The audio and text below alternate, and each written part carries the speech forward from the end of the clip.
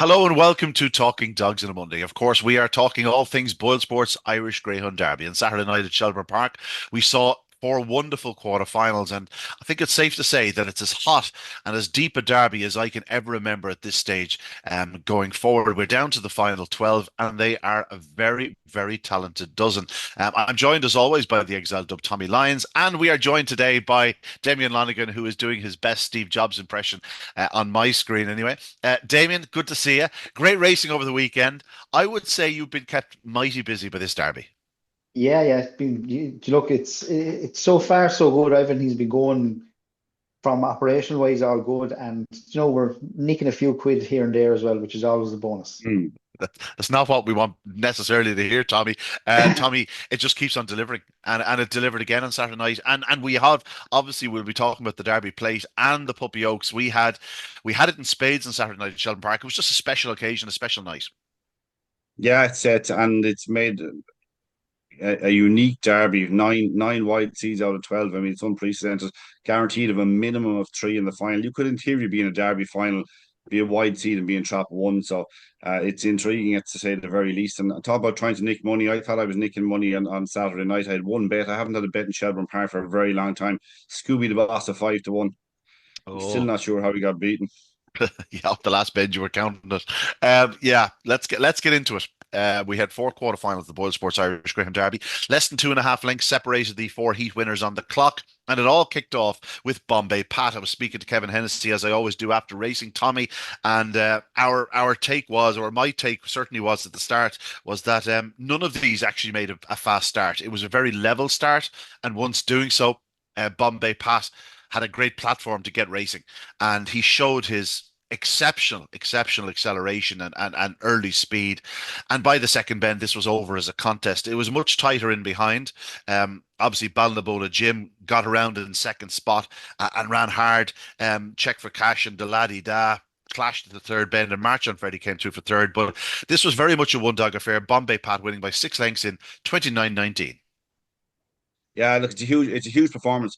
But no, there weren't really early pacers in that race. Check for Cash might have been the most renowned of them, but this is Derby quarter-final stage. The laddie da isn't renowned for flying out. March on Freddie hasn't really done that. Balnabola Jim is a good starter, but he's not an electric starter. I mean, it was a great opportunity. I think I said it last week. I thought it was a great opportunity for Bombay Pat. Despite the fact that it looked like a hot heat, he just had that. He has that acceleration. I know we talked about it, and it depends on what your point of view was. I suppose was taking the first round of the derby for as set in stone is probably not a great thing to do because it gets much hotter as the competition goes on. So you got to keep proving yourself to some degree. There's no point in saying, "Geez, I still remember how good he was in round one." He had to go and prove it to a small degree, and maybe that's the reason he returned 5-2, which to me seemed like a big price. He's deeply impressive, but like Ballinbola Jim did what I'd expect him to do, find a way to qualify in that company. But there was it was a messy affair in behind. March on Freddie was lucky to qualify, having found a little bit of early crowding, maybe, or traffic problem in the early stages. It's I'll tell you, like most people at that stage, and particularly anybody who, like myself, who might have backed Buckwas Diamond, I was looking straight back behind Bombay Pat to see how many wide seas were qualifying, and it was just tick, tick, tick for the whole night. Yeah, it was a case of like with each heat, you're sort of your hands get closer to your eyes, and Yeah, it was a case yeah. of we could do with one or two of these getting knocked out, but as it was, all nine did progress. Bombay Pat, the first of them, followed by Balnabola Jim and March on Freddie. Damien, Tommy alluded to it there. This fellow's returned 5-2. Now the Laddie Da is sent off favourite. Now we had spoken during the week, and I made a case that the Laddie Da, certainly I spoke to Paul Lawrence as well during the week, and I said about the Laddie Da that those that were backing him with the proviso that he hit the lids like he did in the second round. You know, that's a short enough price to be taking about a dog who is now basically a 1 in 5 merchant in terms of when he hits the lids. He seems crazy short to me. I assume as layers you were more than willing to take him on. Yeah, like he was 11-4 when he went up first last week, and I couldn't believe him going off 6-4. I know Saturday he was 5-2, 9-4, 2-1. I thought, he'd settle at 2-1, but then on the show he was back again. Now, even if the daddy dad did fly out, I don't think he's the pace to go up with the likes of Bombay Pat or even March on Freddie Check for Sir. So he's going to have to do everything right now. I thought he was desperately looking not to qualify. I don't think he was ever, at any stage, you would have said If he he was going gets to through, win. if he gets through at that point, he's even pressing for second. You know what I Yeah, mean? But sadly, it wasn't meant to be. We did see the preview the previous week. He's desperate to go through on the inside at the third bend, even more so than I seem to remember. Like the previous week, he just had to wait, and that was again the case on Saturday. yeah. Look, I thought he was probably the unluckiest dog on the night not to qualify. But like, there must have been some confidence behind this runner because all the rest of them drift. Like Vandenboer Jim was a 3-1 chance he goes off fives. So no, the the Shrewies are the people who are looking to get a bit of value. They're all looking for an inside runner to get to the final and get their 4 places. And he himself, maybe, and the Bulls Falcon were the ones to go with. And look, the landed a bit of dust there. But Bombay, Pat, I just think he's not a natural trapper, but I just think he's an unbelievable area. But his draw next week, oh my God, I know, yeah. you couldn't pick 2 worse dogs to be on either side, could you? Yeah, typical Tommy Damien jumping ahead. Damien jumping ahead. He's like the fella that goes to the dogs and has 3 points before racing. You know what I mean? Calm down. It's a long old evening. Um, Bombay Pat. Tommy, are you surprised that he led at the winning line with a 3:46? No, not Wiley. Not Wiley, based on the fact that I didn't think there was a huge amount of early pace in that race. There's all good dogs, but not electric early pacers. Maybe 3:46 is maybe it's a bit slower than, but I haven't great confidence in sectionals, early sectionals in Shelburne Park, not for some time. In terms of me having my own assessment of them, like I'm not, I don't take a lot of truck in them. I don't sit down and look at a race and go, oh, he did 3:31 and he did 3:35. I don't think I'd rather look at a race and just watch it in my own eyes rather than actually looking at the clock especially for that sectional. Yeah, I think it rings true in this race. I think it was a case of they all broke with Bombay Pat, rather than nothing out trapped him. I don't think anything took a flyer, as they say. As it was, the three that went out were the three inside seeds, as we know. Superfast Gordon was fourth. He never got a chance to get involved, really. Deladida, who we've already mentioned, was desperately lucky at the third bend, and then checked for Cash, who ran his heart out to that third bend. He was under pressure at that point. He was probably not going to qualify anyway. And then when the heels were clipped from behind him, he had no chance. We move on to the second of the 4 heats, and this was a remarkable run by, I thought, the two ladies in the contest. Sing Along Dolly became the first inside seed to progress, back in third spot. Cheap Sandwiches had set a strong gallop from the start. You would have expected him, I suppose, to win with with the start and getting loose into the back straight. But Aluku Julie had other ideas. And Damien, we know how talented this lady is. She's obviously, she shared the honours in the Oaks, and Jerry Melia is a master, a Hall of Fame trainer for a reason. The pace she showed from halfway to the line was, pretty special to win in 29:31. Just a fine performance. She had caught everyone's eye the previous week. It was no surprise that she ran such a big race. Cheap Sandwiches getting picked up, though. I can only imagine that helped the profit margins. Oh, without doubt. Like we went 4-6. This one, Cheap Sandwiches early, going off 4-9. They're the sort of ones you kind of go, oh, you could be, you get the curly finger over something like that. But she was awesome, wasn't she? Like going into the third bend, I still didn't think she'd get there. I thought Cheap Sandwich just had enough advantage, but geez, this lady does rallies and rallies and rallies. She's extra special. I think her like the one problem here is one problem with her. She's a white seed and she's going to be left a long way behind the other early paces, say, in the Derby. Or like Jerry Mealy, you can never write him off. You can never write him off. Like he's just one of these, like, growing up. You just back Jerry Mealy's dogs blind. Usually he has them. I remember going to Newbridge and he'd have dogs doing 88 sectionals. Do you know what I mean? Every night he's just an unbelievable man. And Jerry Mealy hasn't changed from the first time I started going to dogs to now. Like, he's still the same Jerry Mealy.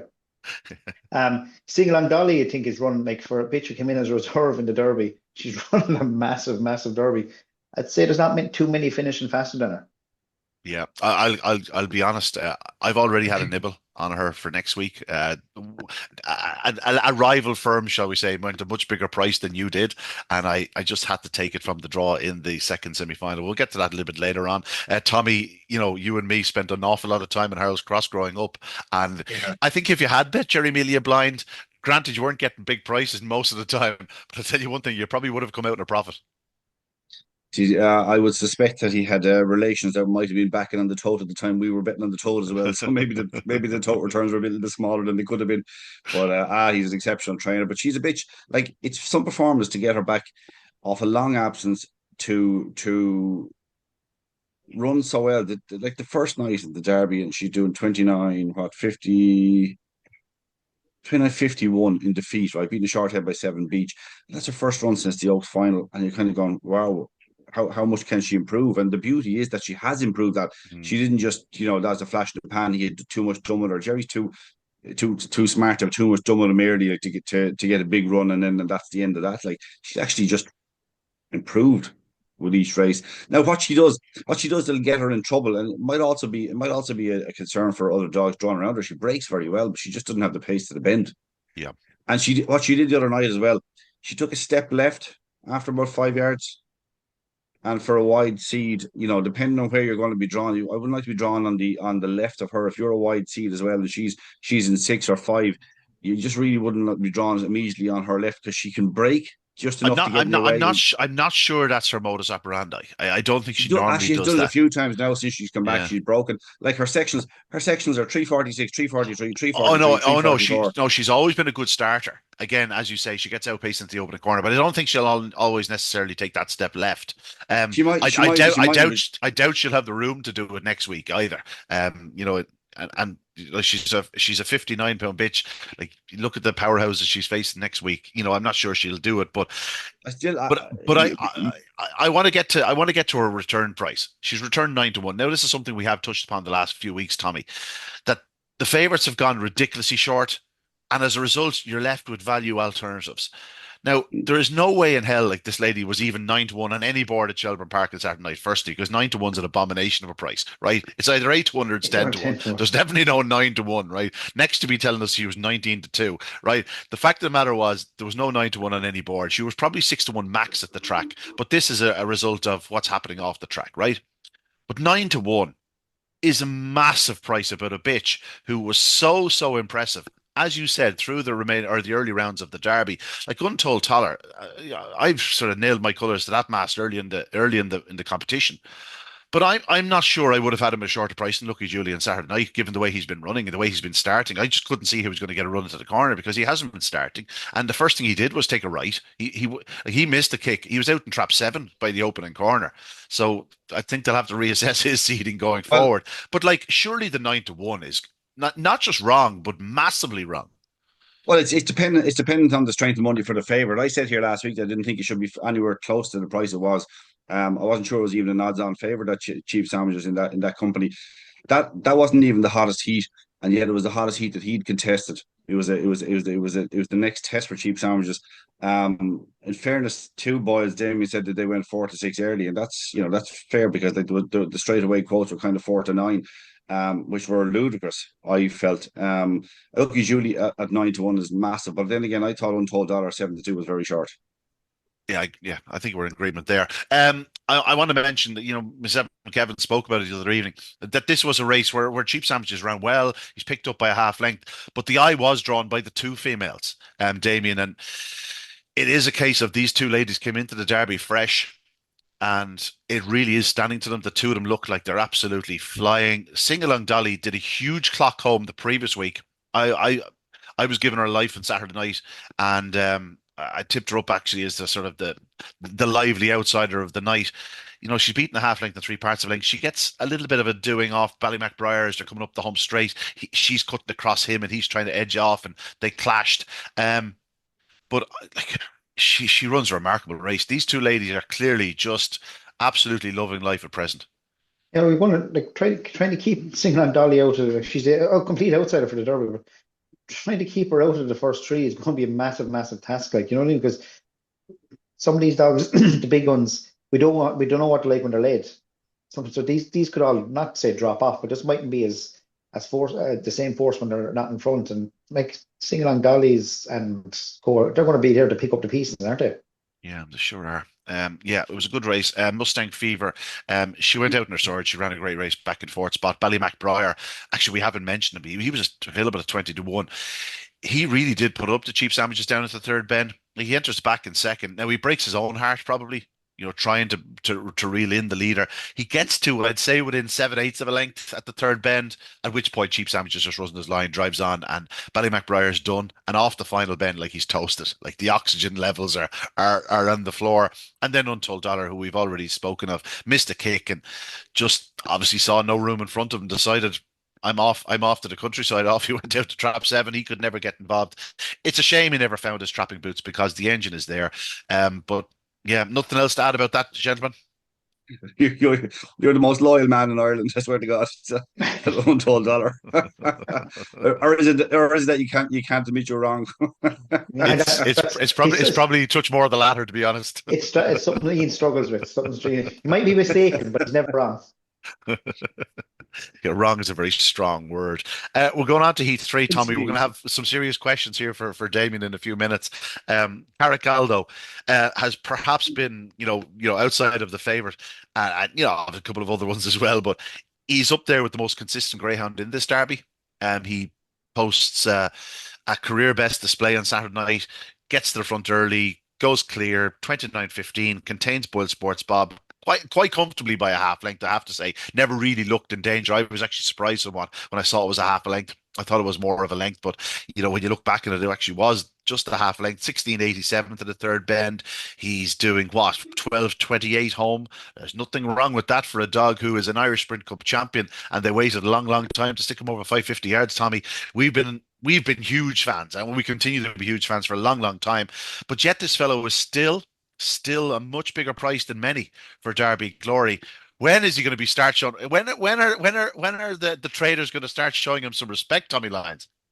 Well. I suppose technically, if you're a trader here, but forgetting about liabilities for a moment, if you're cold and you do use sectionals, you'll say he didn't improve hugely on his early sectional. He finished up doing 29.15, which is what he did in defeat, as you said to in your commentary.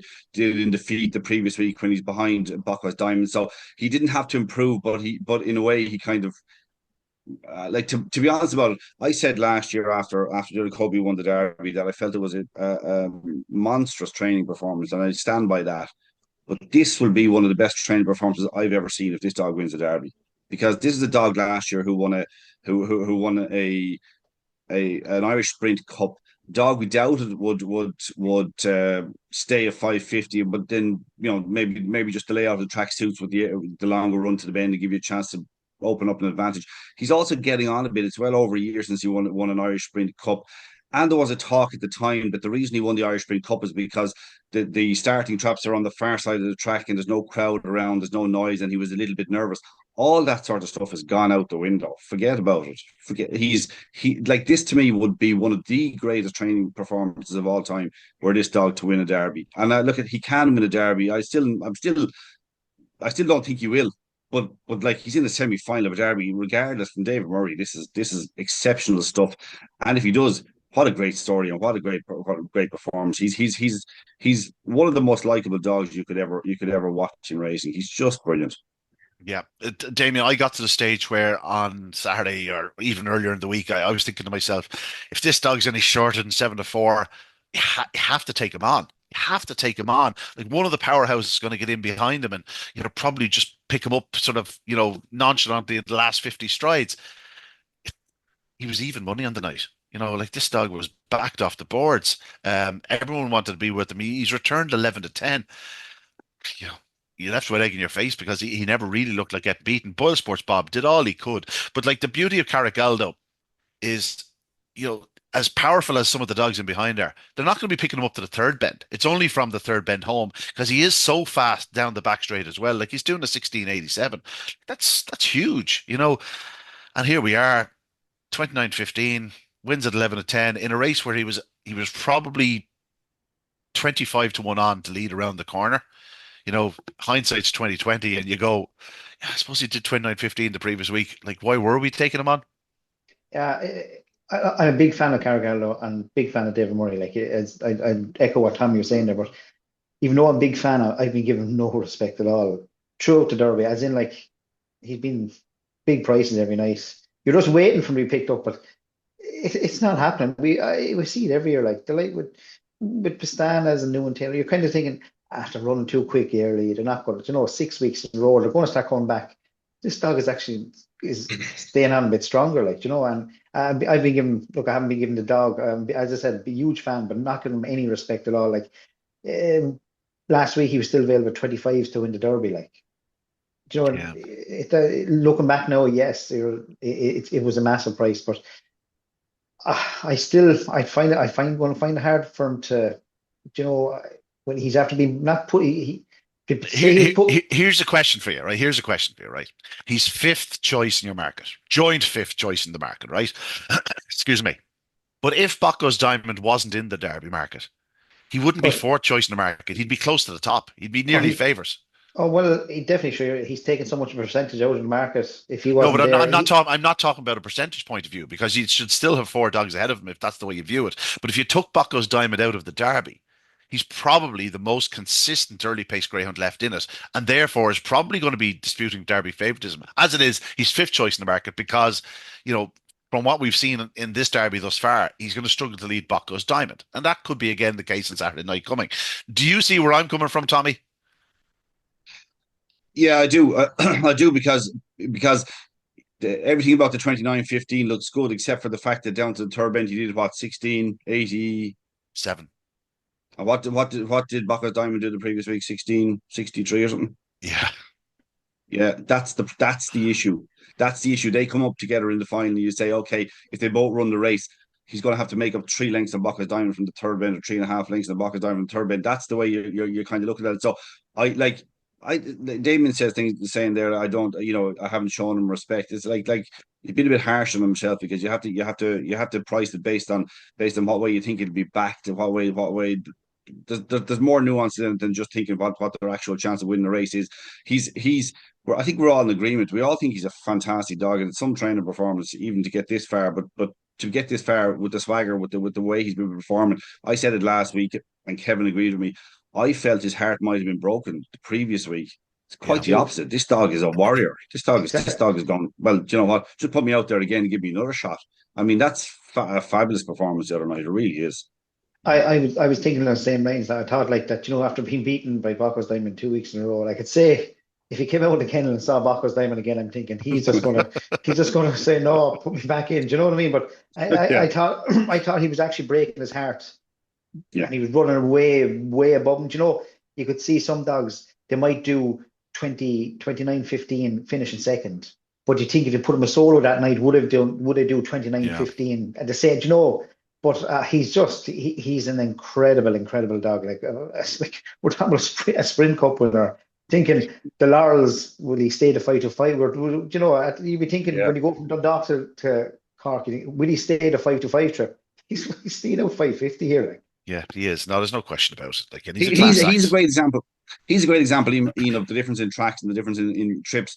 Um, Last year when he was in the Laurels, he got to the Laurels final, and there was always a concern: was he going to break? Was he not? Now, Trap Six is difficult in through a competition or whatever else, but like we were always concerned: was he sharp enough? Was he sharp enough? Was he good enough at boxes? Because even when he won the Sprint Cup, you know, you didn't think he was an electric freaking breaker or anything. And then you go to Curleen Park and the 5-2-5 yards, and you're so dependent on those first 10 yards, getting it right so you can put yourself in the right position the first for bed. Like this 550 Derby trip is different. It's like a 5-2-5, it's just a different design layout, which suits early pacers. And he is the prime example of if you ever want to know what the difference between, again, like Dundalk, the 400, it's a long run to the bend. It gives you a chance to show that electric early pace. So you can probably, even though there's a link, and in fairness to the sponsors, there's a link for a bonus between the Sprint Cup and the Laurels. Maybe we should make it the Sprint Cup and the Derby from now on. You never know. They might. If Carrigaldo does a business this year, they'll go, what have the chances ever been done again? We'll stick up a bonus. No, a fantastic performance by him. BoyleSports Bobs just keeps on running, keeps on trucking. Again, it's all about progression with this fellow. We know just how capable he is. It's getting more and more evident that he's going to struggle to lead in Derby, in this Derby, certainly this Derby compared to others. But like he's odds on to be in the Derby final, Tommy. He's so powerful. We know how quick he is, and like he's posting 29-18, 29-19 in defeat. Like that's through this Derby. He's posted 29-23, 29-25. Now he's done a sub 29-20 run, and even his 29-67 run that night. That was good for a 29-10 performance because he was out the washing that evening. So, like, this dog is running oh so powerful, oh so strongly, but we can see where the weaknesses are, and they are very much to the second bend. Look, as I said last week, BoyleSports Bob is doing BoyleSports Bob things. That's what he's doing. He's doing exactly what you would expect of him. And in fact, to be honest about it, the other night, where his weakness is, if you ask me, is I didn't think he was making up enough ground in Carrigallo one stage, and I thought at the third bend he was going to be beaten 2.5 or 3, not half a length. So he's making rapid late progress again. Very late progress, maybe too late. Maybe that's the issue. But like he's a smashing dog. He's just doing what he does. And with a dog like that, as I said from the start, all you want is to qualify. I mean, because you have a chance in the one-off race, and that's what. Like, I don't think when the Derby, if he gets to the Derby final, and I don't see a situation where any of us are going to say, "Geez, I really fancy BoyleSports Bob to win it," but we'll all know he can win it. But Yes. you won't be, because you'll be trying to, like, when I look at a race, I'm trying to frame where they'll all be at different at what I consider the most important parts of the race, and I'll never put him up near the front. Yeah. You are in a situation where if it does get to the Derby final, he's then hoping for the five fastest early pace greyhounds to be up against each other and to arrive at the corner together, and him be able to pick his moment in But that's behind. yeah, but that from a punting point of view, that's it. No, You just can't look at it that way. That's a connections. I hope there's a little bit of trouble, no injuries, no nothing, but just a couple of little bit of bumping, and we get a bit of a run. That's all you're hoping for. You're not hoping, yeah. but as a punter, you can't really factor that in well. If he was mine, he'd have three more races this year. Hopefully three more races. He'd be a semi-final, the final, and then Winter Racing Festival, 575 or 600. Oh, that'd be lovely. I'd love to see this fellow over 575, 600 because he does have the early speed against that type of greyhound. It's just this pure 550 yard thing. Like, well, no, Tono Charlie's gonna be 750. Hold on, Toronto Charlie now has options 550, 575, 600, 750, 850, whatever you want. Yeah, remember the sprint? He'd probably still be close enough. Yeah, Behind them, of course, the Bull Falcon. Damien, you're going to run off the cliff with the Bull Falcon. You seem to have I suppose the two of you are sort of intertwined for the last how long? About a year at this stage? I'd say about 2 weeks after he was named, I'd say he was. We heard about the Bull Falcon. No, when did you actually first lay him for Derby Glory? It was before.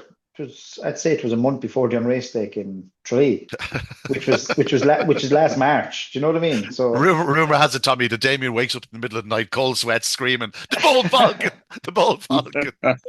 Quite possible. Just to go back just before we leave BoyleSports Bob there, it was sort of like a replica of the English Derby final. He flew out. Yeah. And you're thinking, well, he has a chance next thing, something goes off ahead of him. And I know you were saying there he's to the second bend. Like he wasn't exactly. He didn't make an inch on down the far side either. But that's what I said about Carrigaldo. Like, he is so fast down the back himself. So you're not going to make up that ground on these dogs, especially when the track is going as well as it is. It's from the third bend home. But he probably does make up 5.5, 6 lengths from the third bend. Oh, without doubt. And I think he's a clever dog too. Like, he actually has a life, and he's a life this Saturday night because of the makeup of both semi-finals. But going back to the Bull Falcon, sorry, he's going to be hard to keep out of it, isn't he? Jesus, like, he's absolutely motoring. I think he's in trouble on Saturday, to be honest. You don't think he qualifies? I think he's going to struggle to qualify.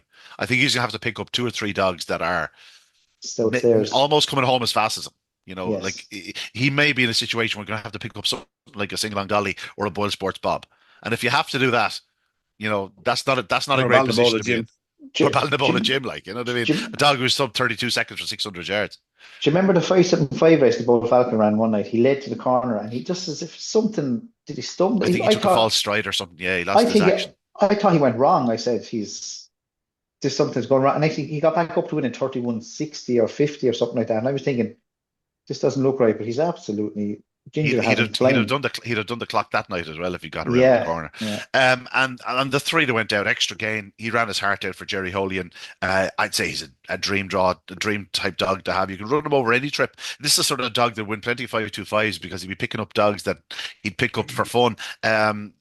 Is she there? Ran a blinder. Has to be said. She was prominent for much of the way. BoyleSports Bob sort of finally mastered her approaching halfway, and then she sort of fell back to the field. And Undulation did something very silly at the opening corner. She's actually in a nice position. She ran off the opening corner for some reason, and then found a bit of bother down around the bottom two bends, but it didn't happen for her. But yeah, the three progressed again. Carrick Aldo and BoyleSports Bob, the two wide seeds, as we've alluded to, and two to Bull Falcon. We move on to the last of the four heats. And while Buckle's Diamond posted a track record in this previous outing, he did 29.03 in the second round and 29.23 in the first round. This 29.19 success, Tommy, has to be sort of ranked nearly as one of his most impressive. He did come away reasonably well, but I thought took a step to his right and just lost briefly a bit of momentum. Thankfully, Scooby Pacemaker was not edging off or anything like it. He was going the other direction, and the room was there. And the way he quickened up to lead as early as he did was mighty impressive. He does the 340 along with Hawkfield Blue, I believe, and then kicks on, leads 2 lengths on the opening corner. Like this was a race that had early speed. Hawkfield Blue, short grip, 7 Beach. Even Scooby Pacemaker flashed out. Now he doesn't have great early speed, but for Bucco's Diamond to do what he did in those opening 5 strides to still lead by 2 lengths is just what we were talking about. Like he's going to have to make a serious error at traps to see his chances end because on current form he really does remain the dog to beat. He does remain the dog to beat, but you know what? I was something Damien said earlier on is something I think about a lot with these sort of dogs. And I mentioned last week about the 3 more rounds, and you're talking about a 6-4 chance. But Damien was saying like, when dogs are doing these clocks early, are doing these early, you're saying, can they keep doing it, and how much does it take out of them? And particularly, no, more so maybe when they're getting beaten, like when Carrick Aldo got beaten. That's why I thought that would break his heart. When you give everything and you get beaten by 2 other dogs in a race, it can have its effect. Now, Bucker's Diamond is obviously winning, but actually, what happened when this is weird, and understanding how my brain works will never be an advantage to anybody, only maybe science. But but when Droopys Kathleen did 27.58, that encouraged me to think that Bacchus Diamond could continue to do these runs because the track is exceptionally fast. Right, it has to be, and it's changed over the last number of months. I talked about it numerous times. You tried to put me down about it in terms of say, hold on, it's not exactly that, and like there's too many dogs doing fast times. So I think it actually encouraged me, would you believe it? That seems strange, and I'd say maybe only science will figure it out, but encouraged me to think that maybe the run the previous year, 28.94, mightn't have taken as much out of him. And looking at him the other night, it didn't.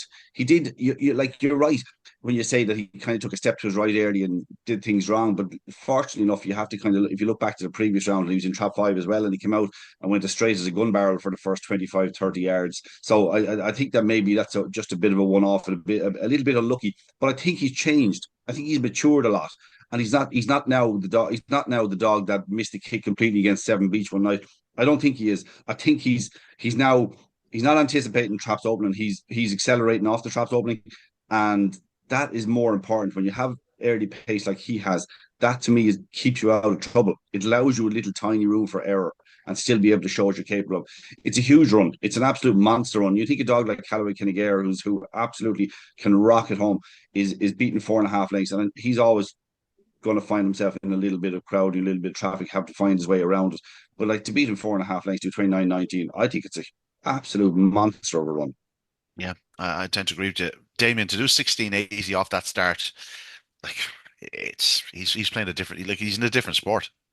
Oh, incredible. Absolutely incredible. No, your man stepping in, he'd plenty of room to do it, but he was going to do it anyway. But he's unbelievable. Like BTA is kind of going 29. If you weren't looking at the way you looked at the results going, you seen 29.19 and going, you'd be disappointed with that. But like that's the way we're thinking now. That's the way you're thinking. You want him to do the 29 seconds every night. No, that's not that. No one, you're not going to ever be able to do that. But yeah, he's just a different league. This dog. I just don't know. I can't see. I can't see. The only thing that can beat him is one of his kennel mates to give him a bit of trouble. That's the only thing that can beat him. And then Yeah. he has to do something wrong to get beat. Toronto Charlie did 16 in a row. Bacchus Diamond is now on 13 in a row. Obviously, he's a Derby semi-final and final to make it 14 and 15 in a row. But when you consider what Bacchus Diamond has been racing against, it's truly remarkable. In behind him, Callaway Kinniger, he's definitely showing signs of life. Damien, he's going to need to find a way to start turning closer. There's no question about it. And obviously, we know now from hindsight that he's in the hottest of the two semi-finals. It funny enough, could be a race that will be run to suit, maybe. They'll all be in front of him. He can pick his own spot, and much will depend on the run he gets at the third bend. But, there's no question, like, this is obviously a far tougher test than he was facing in the Juvenile Derby, and it's taken him a while to adjust at 550 and the dogs around him. Yeah, he's not. He's just for the first round. He wasn't. He was crawling to the bend. That's all he was doing. Like, he was literally giving him a head start. But I agree with you thoroughly about. A better class race. He might run better because there might be just they're not all going to be bunched together, and he's trying to navigate in and out through them. It's hard to look on the videos. You could see him roaring into the third bend.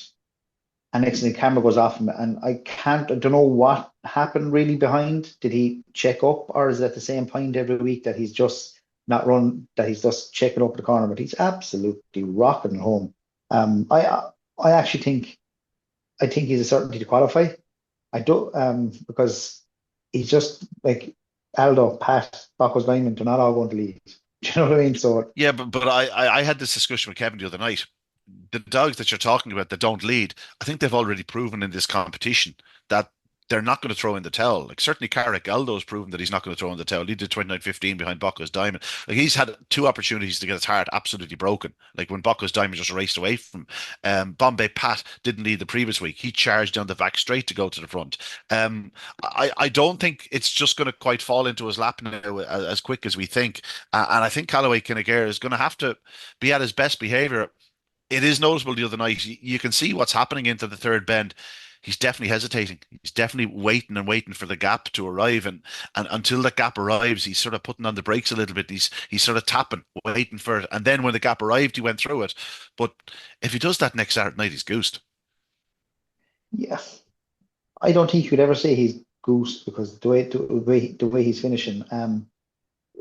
You start talking to say Carrick Aldo. I know he's staying on stoutly behind Bacchus Diamond, but there's no dogs near him. I just don't like. If something like this is on your shoulder, these dogs mightn't run as hard. Do you know what I mean? They mightn't have the same heart when there's a dog right in their tail or in their background. I think he's. I make him not a certainty, but I like to be back in qualifying anyway. I thought I heard certainty earlier. Tommy, did you not hear a certainty to qualify? No. Kind of just going back a small bit. Yeah, and he probably right too. I tell you what, I was a little bit encouraged by his early pace the other night. Mm. I think he was he's only a couple of lengths down going into the bend, and he's trying to get closer. He's accelerating, and he gets squeezed up at the first bend. Now, obviously, things like that are going to happen with him because he lacks proper early pace. But watch those 25 yards into the first bend. He's not far behind Bacchus Diamond. Okay, Bacchus Diamond didn't fly, but he's not obviously close to the other four greyhounds, and he's actually squeezed up a little bit. If you think that, okay, Seven Beach is a small bit of a concern into because Seven Beach actually stays a reasonably inside line, actually going up. He's not a wide seed, like in terms of he's actually, you talked about it, I think, through the competition. He's probably a middle seed, maybe. Have you said about Seven Beach? Is it like I actually think he goes up pretty well. He'll go up pretty close to a straight line, Seven Beach. So he's not going to give you a load of a gap, but he will move off to maybe trap three down the back, and that's where Callaway Kinniger has to be if he can position himself at the first bend. He's actually going to be a player in the heat. I genuinely would not rule out him winning that heat. And if he was a ridiculous price, and we've seen over the course of the last number of weeks that, especially if you wait till late on the industry prices, it can be so top heavy with the likes of maybe what Bacchus Diamond is going to be. He could be value. Yeah. Damien, I think you made a case for me yesterday. You were given a chance to the heat anyway. I know that. Yeah, definitely. Just because I just think he's coming on every week. I'll be honest. Do you know when he was running Juvenile Derby, you were thinking this fella could break 29 seconds for 550. Do you know the way he Yeah. was running? Because you think the extra 25 yards is going to really play into his on the way home now, not on the corner. But oh no, I think look, he's tipping along nicely, and sure, you can get to a final. If Owen can wave his magic wand, you wouldn't know what could happen. Yeah. Well, like you said, Ian, you said there a minute ago that you're just seeing signs of life in him. I saw the first real signs of life in this derby in him the other night. Now Yeah. I really Yeah. did. I And agree with you listen, 100%. I think all of a sudden he's gone from my mind to not being a factor in terms of winning it. I always thought he could qualify and keep qualifying. Now if I'm involved with any other greyhound in that competition, I'm thinking Callaway Kinnegar is a factor. And yeah. Tommy, what you say ridiculous? He's 8 to 1, which is I totally agree. I totally agree. A ridiculous price, but you kind of have to go these prices because Oh no, you do. You look at but I think the way it'll work is that it'll again for some reason like Bachman's Diamond could end up going off twos on. He shouldn't. He definitely 100% should not.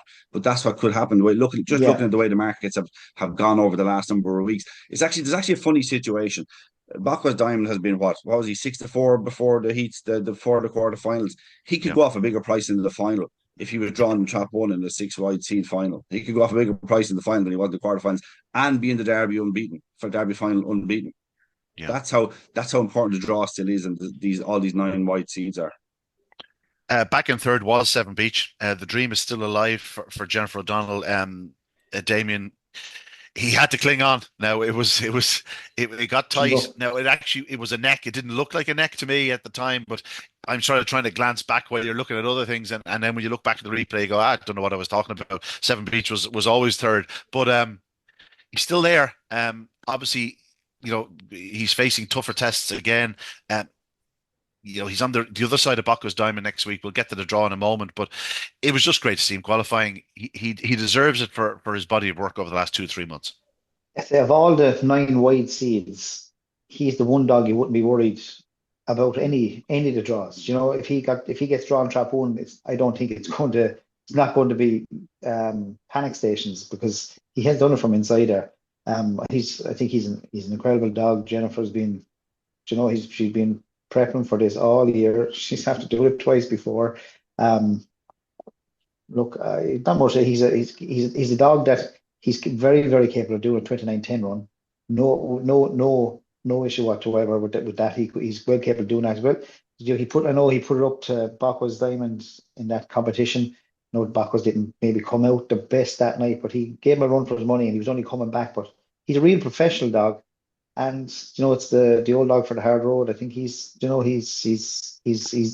It wouldn't be surprising me at all if it won't be a surprise at all from qualify, and not a surprise if he happens to even win the heat. Yeah, the old dog for the hard road. We haven't got a danced every dance yet, Tommy. We might get that before the end. Let's move on to the semi-finals. Actually, just want to mention the three that went out there. Short Grip.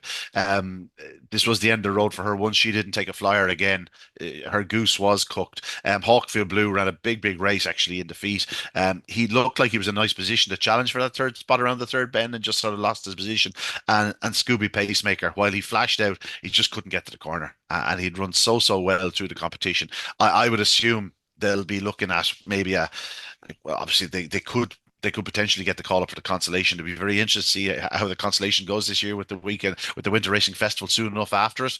But if I was sort of connected with Scooby Pacemaker, I think I might have a go at the 575 or 600. You never know. The longer run to the corner, I'm not sure will suit, but he's certainly a little bit of extra room over the 575, 600 will suit. He's been running really hard of late. Now let's get to the two semi-finals. This opening semi-final, I think, would be as hot a Derby final as I can remember. It's crazy hot. One Callaway Kinnegar, the juvenile Derby winner. Seven Beach in two. Bocco's Diamond, obviously the hot favourite in three. Bombay Pat, second favourite in four. Carrigaldo, former Irish Sprint Cup winner, is in five, and a Lucky Julie, an Oaks winner, is out in six. It's a crazy contest, Tommy, and like rather than stressing about it, I'm going to savor it because you want this dog to go through and you want that dog to go through. But you know what? It's racing. Let's enjoy it for what it is, and it should be a wonderful spectacle. Yeah, look, to be honest about it, we should really want Callaway Kenny-Gare to qualify because we need seeds. We need a split of the seeds. The last thing we want is six wide seeds. I mean, they basically the performance of the wide seeds in this year's derby has basically made a middle seed redundant. Imagine if you're a middle seed now you're at the best you could hope for is to be in trap three in the final, and even that's going to need a little bit of a miracle. Like so, I mean, it's very strange. It'll probably take a bit of time to look back and figure out why. Is it a track bias? Is it just the quality of dogs? Is it there's more factors in it than that, but why it happened and what's the knock-on effect for it in coming years.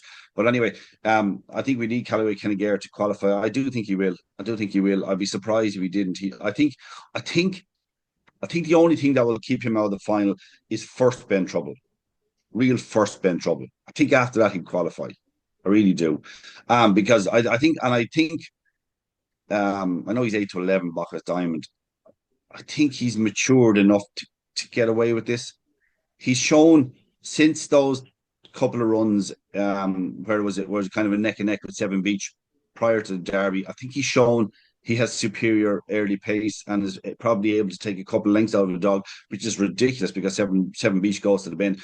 But he can take a couple of lengths out of him on the run to the bend. And I think that's key. Bombay Pat will 100% step right.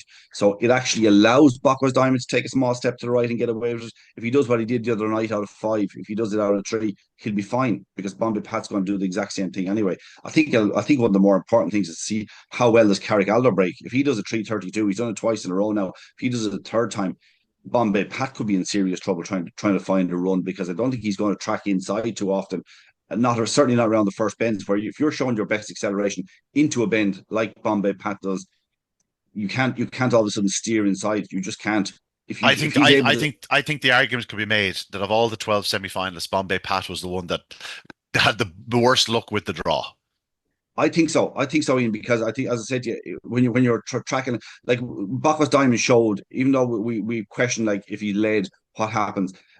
He showed when he missed a kick completely one night, he can track to the bend.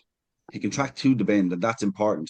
I think he'll get away with it. I don't want to back him 8 to 11. I don't. But I think he's gone so professional as a greyhound that I think he can win the heat and probably will win the heat, despite the fact that he's in 3. And I do think Callaway Kenny-Gare, who might be a bet in the without market, because I can see the trouble being outside. I think he's probably a bet in the without market, and that'll be an interesting one for Damien to price over the course of the week. Maybe if you haven't done it, he's fourth favorite in the heat, but I can't think that he can be third favorite without. No, Oh definitely no, not. no, no, no! It's like So that market. It's like that market yeah, they yeah. always do. What dog will So finish it's just last, and they always put the outsider, but yeah, that's yeah, not always. Yeah, That's always the yeah. case. It's an interesting pricing one. I think he'll qualify as long as he doesn't. The only thing that first bend, it's the only bit I'd be worried. I'm not worried about third bend for Callaway Kenny-Gare. If he's in some reasonably prominent position, third bend and gets held up, he still qualify. yeah. Looking at them all, has Seven Beaches never raced from trap 2. Bacchus Diamond has never raced from trap 3. Hence, neither of them won from those boxes. Bombay Pat actually won the maiden derby from trap 4, but it is worth pointing out he did a Step 3:54 right. that night. He does a He stepped right. 3:54 and he stepped right. Yeah, if Mm. he does a 3:54 on Saturday, he's gone. Good luck. Carrick Aldo, I think 5 is arguably his best box. I think if you look at his form. He's been running very well from 6, of course, but trap 5, he's got some exceptional form from trap 5 through the years.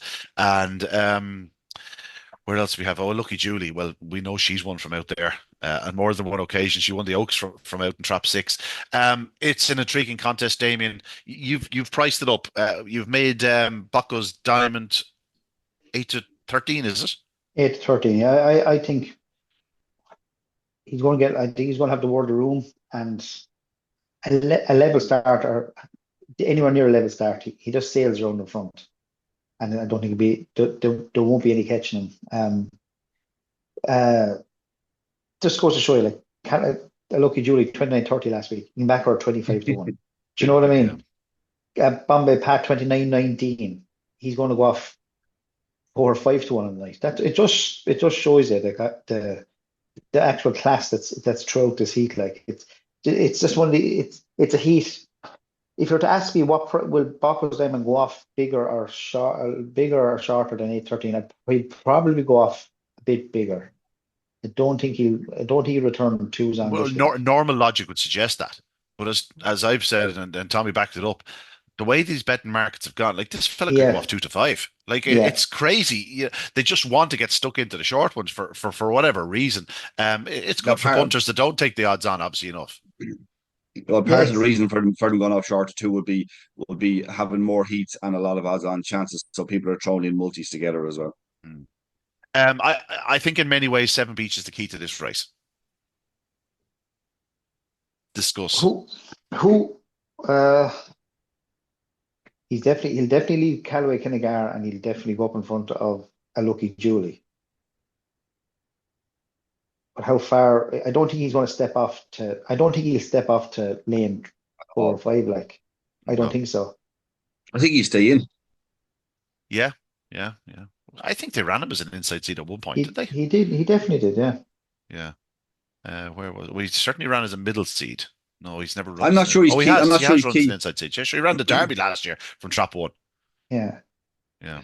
I'm not sure. I'm not sure he's key to the race because I don't know that I've seen enough in the Derby itself to say that he can hold up Bucko's Diamond going to the bend, and that's why I don't know that he's key. He's more to my mind. He's more. Even though I would respect Jennifer Donnelly and her ability to get him out of traps on Saturday night, he's more of a concern to Callaway Kinnegar than he is to Bucko's Diamond, in my opinion.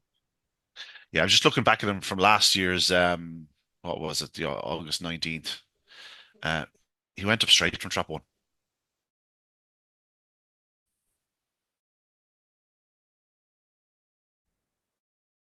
Yeah, He sort of moved off in the opening corner when the other dog was sort of in his line. But you'd imagine if Bocco's breaks and turns, he's going around in front of him anyway. Yeah, just interesting to know. I just thought if he took a flyer, that Bocco's Diamond just still has to get around him and get in front of him. Yeah, it's an intriguing contest. Like I assume all three of us are going for Bocco's Diamond. We haven't seen anything to suggest we can really take him on. But both of you are nominating Callaway Kinnegar as one that could run very well at a big price. My fear for Callaway Kinnegar is that he may have to pick up a Lucky Julie, especially if he checks that third bend and she sails around the outside. That could be an issue for him, especially if she there's a buffer in between them, And who leads she's up just between going one to and have. six? Huh? Who leads up between who with the much is there going to be much in it to the corner between 1 and 6? I don't think it matters. I don't think it matters because they're going to have to pick their line anyway. I think the key to their race will be the third bend. But that's my view. I I just do concern I like do fear for Bombay Pat now, I must be said. Oh, I think he might have he'll want to have the landing gear ready, I'd say, because I think he's guaranteed to get some bit of trouble on the run to the bend. Okay, I didn't think that was necessarily the case. But it depends what he does at the opening corner because he could find himself in behind two, maybe three dogs, and that could be the issue. Tommy? Tommy, how was he beating a fine of an A3 in Cork? So, he wasn't coming out at all. And again, honestly got it. Okay, he was like obviously an immature dog at the time, but like it's the difference between Curryheen Park and Shelburne Park over 550 and Curryheen 525 is immense. It really is, and you won't get away with an immaturity like that. He wasn't breaking at all in that back then. It Like was he was, we the said final was going to fast time, wasn't it? Though I think wasn't it? It was it 28. was, yeah, 28-11. but yeah, it was, but like you just don't get away with that stage. But I don't think that's like to be honest about it, that stage of his career, he's not been trained to win a competition like that in terms of long term and development. But I think a Lucky Julie, I like a Lucky Julie's going to have to do like Bombay Pat wants to be out. Pocket Diamond wants to be out a little further. Carrick Aldo, if he does a 3:30 something, which you nearly set your clock by, where is she going to get anyone? She's going to have to be thinking on her feet, like, well, what am I going to do? Where am I going to go? I just don't know. I think she's in trouble on Saturday night. I think if Bucco's Diamond hits the lids, he'll be in trap one by the opening corner. That's where he's going to stay. Pocket Diamond. Like well, yeah, trap 1.5. Like that's where he runs. Like he runs a tight line around the opening two bends most nights. Look, Drifts off down the back straight a bit. That's what they all do. We've seen some of the tightest railers in the business drifting way off down the back straight, but he's tight enough to the third and fourth bends. Um, like Yeah, he still only trapped 3 off the last bend. Now he swings out to trap 4 up the run in, but yeah, like I think his line is pretty much set. You know what I You're mean? He'll you're stay tight you're enough around the opening 2 bends. you're spending too much podcast with Paul Lawrence there, lane one, Ah, two. yeah, but no, but you know what I mean. Like like that's just the way I see it. On to the second heat. Sorry, we're all going for Bucko's Diamond. You two are going for Callaway Kinnegar for second, I assume. Yeah, yeah. Damo? Yeah, well, I think it's going to be 1, 2, 3 always. Oh, okay. Nice. Fair enough. I One, give two, seven three, each life. always. Good man. 1, 2, 3, always. So you're going 3, 1, 2 then. Yes. Tommy, Yeah, what needed to kill for third? I wouldn't be unhappy with that if it was 1, 2, 3 always. I think look, I'm gonna have to I don't know. I don't like tipping an early pacer to qualify, but I don't think it'll lead. But I just Carrigallo's so good. Wouldn't it be lovely to have him in the final? Yeah, absolutely. On to the second heat, and this is a bit more sort of nuanced in terms of where the run's going to happen and what's going to be in front and whatnot. Sing along dollies in 1, the Bull Falcon 2, Cheap Sandwiches in 3, March on Freddy 4, 5 BoyleSports Bob and 6 is Balnabola. Jim, recent form will tell you that Cheap Sandwiches is the most likely pace setter. Damien, that's the way you view it. You have him in at 7-4 ish. Am I right? Yeah, 7-4. 8-1 the top, 8-1 the Royal Falcon, 11-2 Freddie, 7-2 Ballinbulgin, 7-2 Sports Bob. I give Bob a life here. I would definitely give him a massive life because I don't think he's not going to have Carrigaldo to run at. I don't think Cheese Sandwich will be that far clear of him. Um, he'll definitely go up. I think he'll go up in front of 1 and 2. 6, as I said, 6. I never had him down as a smart trapper and an early pacer. I know he showed it there for the first 3 rounds. Ran a blinder to qualify last week, but I thought Freddie was. I'll be honest. I thought Marshall Freddie was a miracle qualifier last week. The bit of trouble between the last 2 did help situation. Not sure about him running from trap 4, so I give BoyleSports Bob a massive life here. Yeah, Tommy, I have a feeling you're not going to be tipping up trap 3 Cheap Sandwiches, who for me does look like the likely pace setter. I'm giving Sing Along Dolly a huge life. I really do. I think if she traps on terms, she goes round in front of the Bull Falcon, and I think she then gets a good run at the leaders. I think she's absolutely motoring at present. Her clock's home are sensational, and we know that she is capable of going up faster than she has done. So I'm just going to nominate her as at a big price. But I think Cheap Sandwich is the worthy favourite, given the fact that he's the most likely pace setter. March on Freddy's going to need to find his landing gear, no question about it. He can't do a 3:53. He was shuffled back the other day, and he would have been unlucky because he was in a nice position into the opening corner, but then had all sorts of luck at the third bend when he was definitely going out of the competition. BoyleSports Bob, as Damien said, is running so hard. He has to clear March on Freddy to the corner. I think that's key to his race. And then Balnabola Jim, well, we know exactly what he's capable of. If he produced one of his 3:38s or even a 3:42, he's a big player. Look, I think the keys to the race is March on Friday. I have absolutely no idea where he'd be at the bend. I genuinely don't, and Yeah. that's what makes this race so difficult for me. I have nothing against Cheap Sandwiches. I just think that he was too short last week, too short in terms of winning the Derby, and maybe he can, but um, I can tell you what, he's after getting some luck because even the heat the other night, despite the fact it was a better heat than he'd ever been in before, just probably like this is definitely the softer of the 2 heats. Yeah. No doubt about it. If he was in trap 3 in the other heat instead of Buckwell's Diamond, what price would he be? Cheap Yeah. Sandwiches. But anyway, that's neither here nor there. I don't know what. Look, he's the most likely winner, but like he got picked up the other night, having had very little excuse. What does he do out of 3? I'd have a massive concern about that. What in terms of can he? Like you're saying, he's the most obvious leader. He's had 6 painted on for a while. Does he operate out of 3? I have no idea. Like, what does March on Freddie do? What does he do? Does he do 3:41 and all of a sudden put himself in a position to win the heat? Or does he do 3:53 and leave himself hoping for all sorts of luck? I think 11-2 is probably a little bit of value. I think if I had to have a bet on based on prices, I would between himself and BoyleSports Bob at the prices. It's between the 2 of those. I would take on Cheap Sandwiches with the doubts about where he'd be and something power, something strong because every one of the other 5 dogs is very strong. Something very strong is going to turn close to Cheap Sandwiches. provided Cheap Sandwiches leads, which I don't think is a guarantee. So I wouldn't have him 7-4. I wouldn't have him that short. And I think I could see him drifting like a barge. I could see them taking him on, come close to the race, Cheap Sandwiches. Yeah, we don't have much evidence to go on. I've gone back to No. his Least Strand final. He was picked up in the latter stages in that contest. He raced from trap 4, and it's a different track, different traps, whatnot. But he definitely moved right from trap 4. And yeah, even the other evening, while it wasn't notable, or it's not something you'd go, oh God, he stepped right from trap 6. He's definitely not going left anyway. Like I can't. he's definitely come 6 inches a foot wider of trap 6 in the opening yards than he was. So it could definitely get tight on his outside in the opening strides. Again, Damien's going to tip up the Bull Falcon in some way, shape, or form. But for me, Sing Along Dolly is a huge price at 8-1. I mean, huge. Well, I think I will actually tip her to win. And you know me, like top of the card, I'll just stick the favorite on. Like No, I genuinely think Sing Along Dolly. I think Sing Along Dolly on the night could be 4-1. no, this is something you don't like. Usually you don't say it, you won't do that, but next week you'll come on going, oh, I fancy sing along Dolly for my life. Oh, Have I not just said what? that? No, have I? Have I Yeah, not just said that? but is this something new you're trying now that you're actually going to say it the week before and not blow the trumpet then Saturday night? Listen, I'll start patting myself in the back here. Fairy Footsteps 16-1 earlier in the competition. I'm just going to put it out there. No, that's where I'm going. I'll end up going I with think Sing Along Dolly, but did there are plenty of possible outcomes here. Sing Along Dolly will need to get a start. She needs to lead the Bull Falcon in the early yards. If she does, huge player, huge player.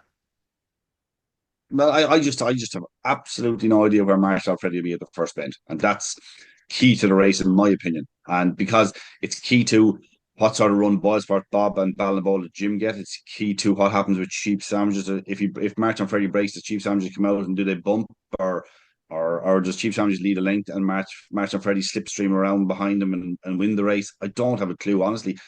Like in situations like that, you're probably best to pick something like BoyleSports Bob. He's available as big as 4-1. He's 7-2 with Boyles. You're as well to kind of go with something as safe a conveyance as BoyleSports Bob is, maybe at the prices. But I think Martin Freddie could see himself maybe just taking a chance that he can slipstream around, at worst slipstream around behind Cheap Sandwiches 11-2. Like, there's not huge early pace in this race, and I'm not even certain that the early pacer will lead. So you Something's going to fancy get it. Something power with a powerhouse is going to turn close. what's your nominated selection here, Tommy? I'd probably go March on Freddie 4-5, 4-5, maybe 4-5 and 2, 4-5-1, or 4-5-2 probably. The disrespect for my choices, huh? Like the disrespect for my selections.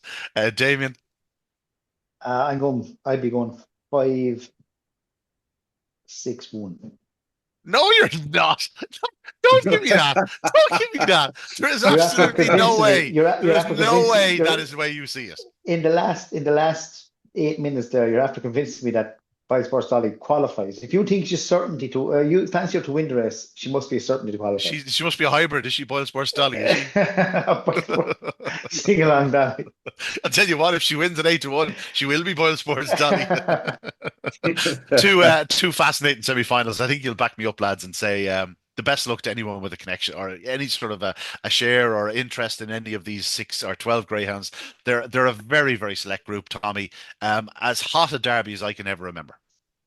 Yeah, exactly. And I just like to be a reminder to everybody, I'm only a don't, if I'm giving out about your dog or not tipping him, don't worry about it. So that's probably a positive. Damien. I know, Tommy. I wouldn't say you're no, like Stop, lads. Don has to bleep these out. Go on, keep going. I know. Look, it is a serious. I know we have a very, very short favourite, but it just shows the class that's around. Like, they're just how many years have we seen 29-30 being broke, or even 29-40 being broke during the whole derby? Like, it's just incredible. Yeah, no, fantastic stuff. Best of luck to everybody with a runner in the BoyleSports Irish Greyhound Derby at Shelburne Park on Saturday night. There's one or two other things we have to touch upon before we end up. Droopys Kathleen, Damien, you weren't there on Saturday night, but it's fair to say she has the greyhound world talking. Robert Gleeson told me before she ran her first race, in fact, a fair few weeks before he ran her first race, that she was a bit special. He told me then about 3 or 4 weeks ago, after I think her first or second race, that I think she's the best I've ever had. I can see where he's coming from. Her run on Saturday night from trap six, I was just amazed, and I mean absolutely amazed that she touched 4 to 6, I think, at one point. I put her 1 to 4 on the card, and I know she's out in trap six, but like she's basically a second in hand to most of her rivals. I couldn't get over the price as it was. Price didn't matter. She put them to the sword in such a way down the back straight. She does 15.71 to the third bend. That's 6 spots off or 5 spots off the record to the third bend from trap six, cutting inwards and even taking a little bump. And then she comes home in like 11.87 or something. Like it's just mind-boggling. No, this is probably going to be a first for me. But like your commentary Saturday was absolutely top class. Do you know what I mean? It's up there with your Pharaoh's cool performance one. Like it was actually you had a giggle to yourself after second bend, as if to say, "What am I watching here?" Like, do you know what I mean? This is you just knew by the commentary. In fairness, Damien, it's like predicting Wednesday would come after Tuesday. Like off the second bend, there was only one thing happening. I know, but like you had a little giggle to yourself. And next thing before the section came up, you said the records, and you mentioned track record. Like it was a phenomenal. Like, do you know what I find very very funny from Saturday night?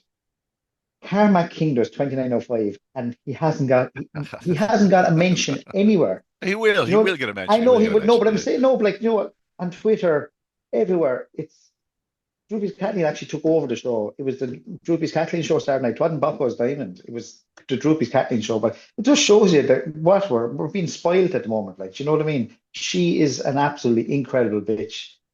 Drawn trap one in the final. Surely it is under or over 6 lengths.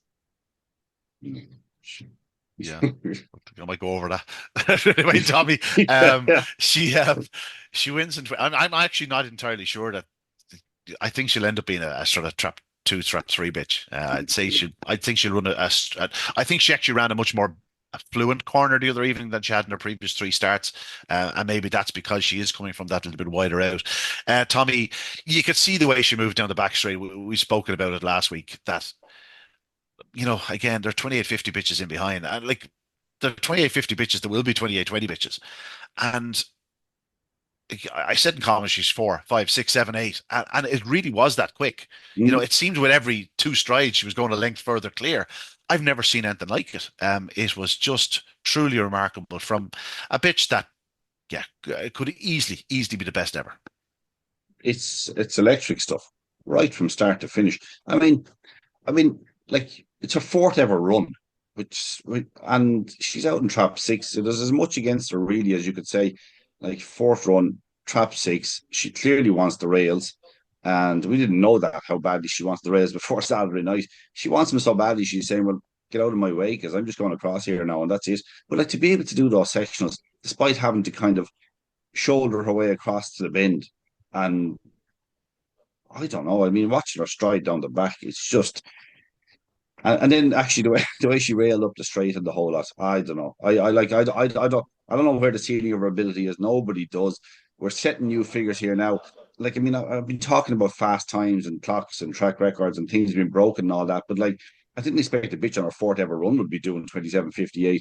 I mean, if she takes like you'd say any bitch that's ever raced and she's had 4 runs, you'd say well, she's definitely going to improve 5 or 6 lengths from this because she's so inexperienced. But she can't. Like, I mean, you can't. We can't have her down doing 27.20 for Christ's sake. Fast forward a month or two.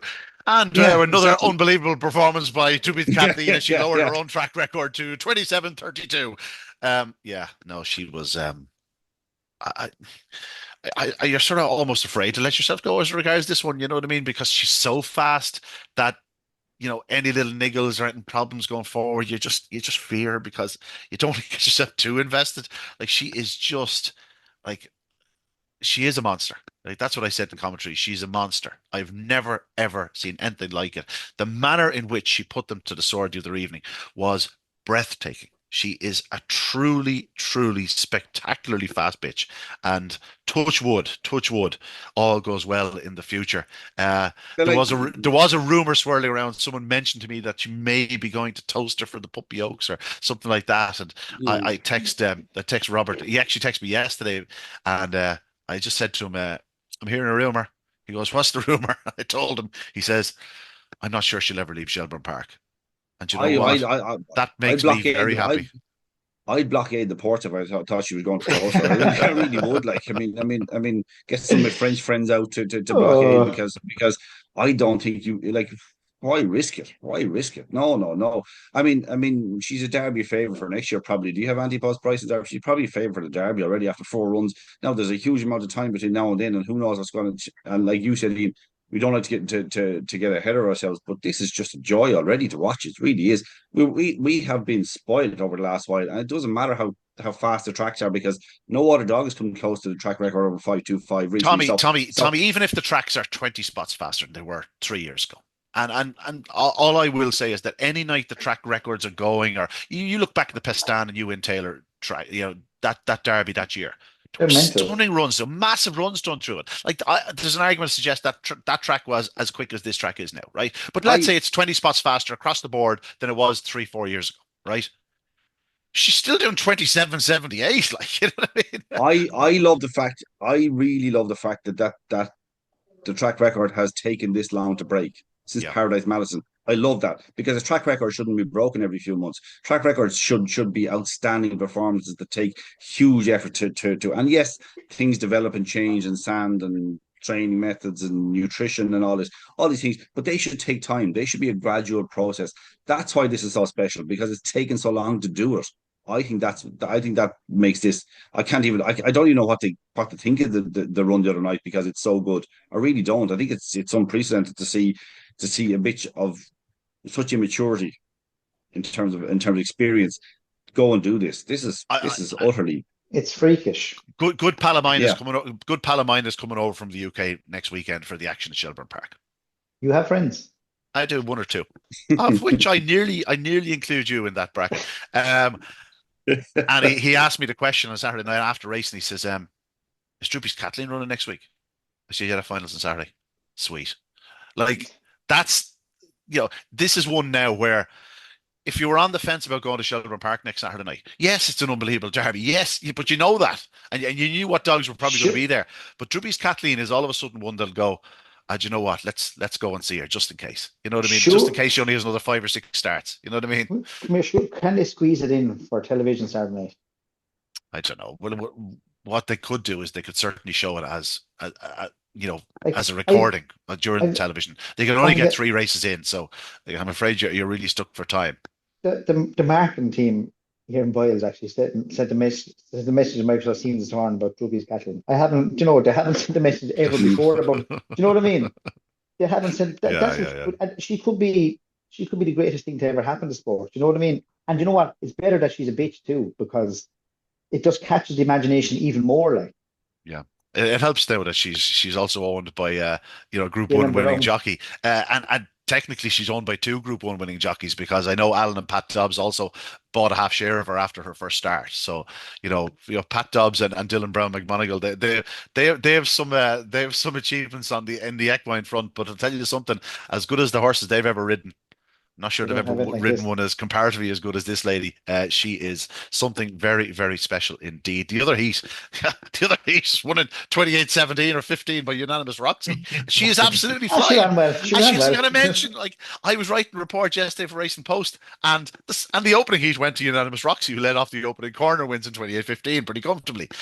You know, but like that just shows, like, that run is sort of it pales into insignificance nearly compared to the performance of Droopys Kathleen, and yet they are 2 fantastic pitches, and she may well push Droopys Kathleen next Saturday night. I don't think she'll beat her, but she could get within 5 or 6 lengths of her. Who's to say?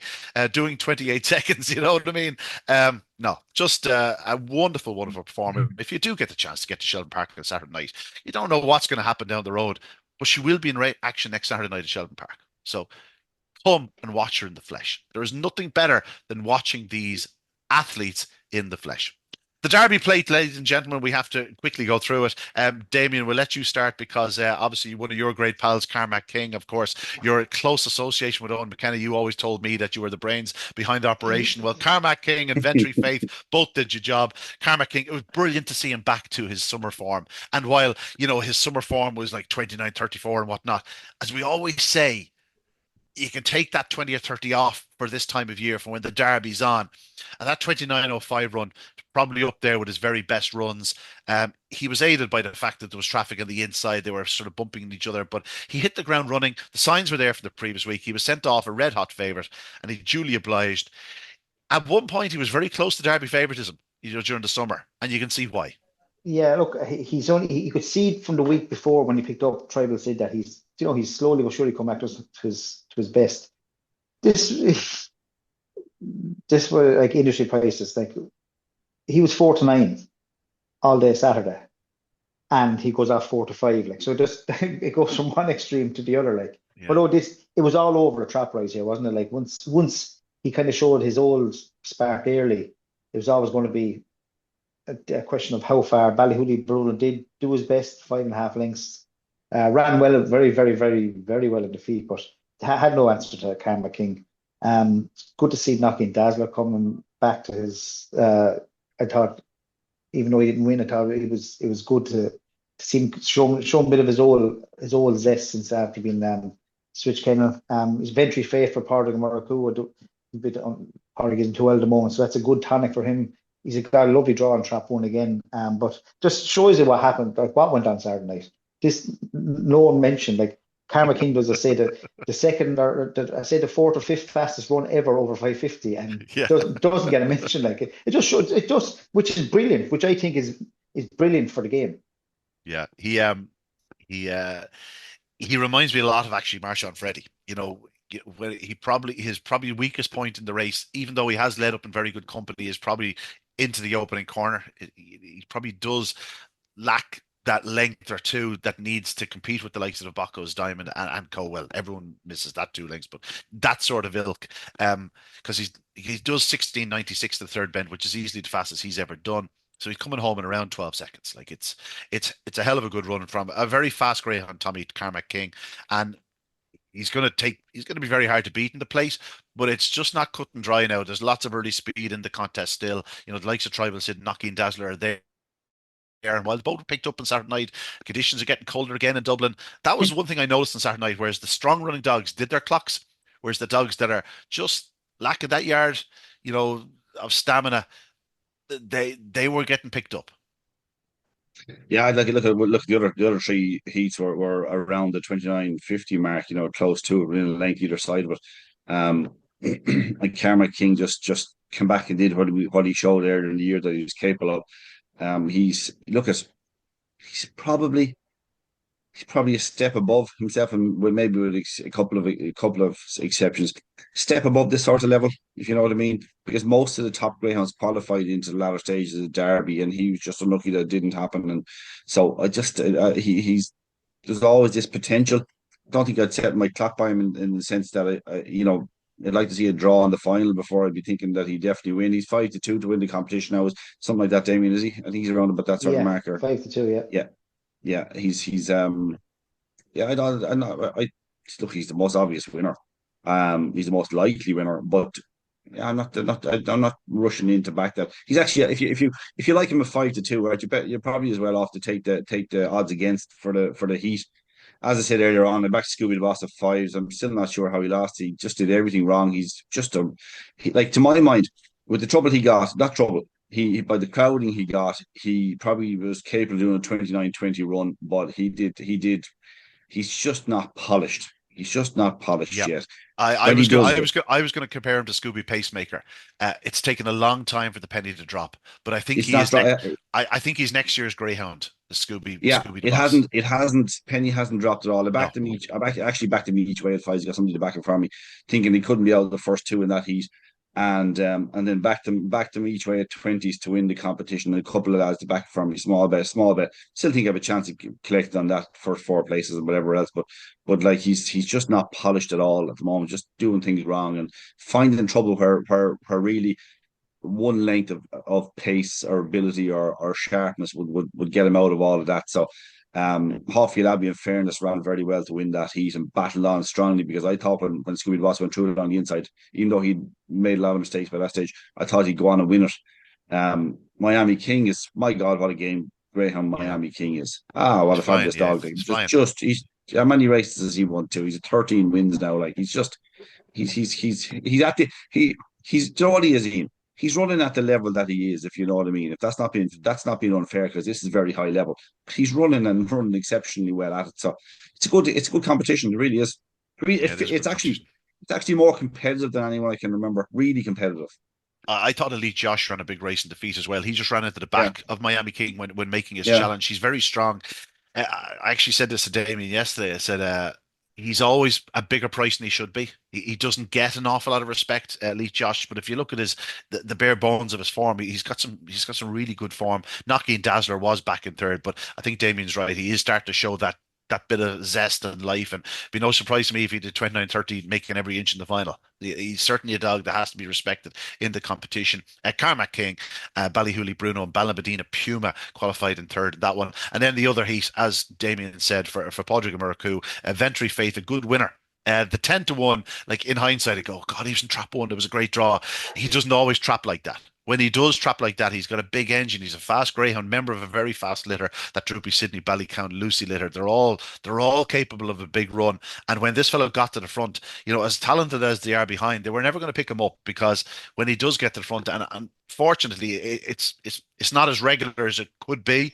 But if he traps like that again next week, he's a big player. Have no fear. Rushy Meadows, I'm a huge fan of her. Thought she ran hard the other night. Like she passes Faye Point Harvey down the back straight. She's running very strong. I'd like to see her going up a yard faster than she is, but she's a big player in this competition if she puts her best foot forward. It's a cracking Michael Fortune Memorial Derby plate, cracking derby. And of course, the Puppy Oaks. An unbelievable night's racing to look forward to at Shelburne Park on Saturday night. Before we go, I just want to mention one more thing. The Michael Geico Sullivan was won at Limerick on Saturday night by Hope's Teddy, continuing his brilliant run of form through the competition. Where is this? Trying to open it up here. I should have had this open up already. 2805. Yeah, 2805. Another graduate from the champion race take Kilkenny. It's just firing out winners, isn't it? Yeah, it's crazy. It's crazy. It's a crazy hot competition. There's no question about it. But this son of Confident Rankin and Doll's Lady happens to be a full brother Three too. quarter Balnabola Ed. Ballabula Ed. He can run 28:05 around Limerick. They race it at 10 fast, but as I keep saying, that's a grading tool. It's no surprise to see him doing these sort of runs. He showed real promise in the opening round of that stake down in Kilkenny, the Champion Open unraced. He went out of the competition in the semi-final stages behind a certain Broadstrand Sid, amongst others, when disputing into the opening corner and got badly balked. But yeah, he's clearly a greyhound to look forward to in the coming weeks and months. Gentlemen, my thanks again to Steve Jobs, looking like Damien Lonergan there, and Tommy Lyons, who has a little less hair than David Lonergan, and maybe Steve Jobs at the end. But thank you so much for all your input here today. One more time, who's going to win the Derby? Buckler's Diamond. Bacchus Diamond. Bucco's Diamond. More importantly, sing along Dolly for her semi-final. I think we're all with Bucco's Diamond, however. Special tracker, but if you do get the chance to get to Shelburne Park on Saturday night, I cannot urge you enough to get there, see them in the flesh. It really is. It's been an unbelievable few weeks at Shelburne Park, and it'll continue for another while yet. Should be a big crowd next weekend. Come, see the likes of Droopys Kathleen, and of course, the stars in the BoyleSports Irish Greyhound Derby. But that's it from this evening, or from us today. My thanks once again to Tommy and to Damien. We'll see you next time. Good luck, good evening. God bless.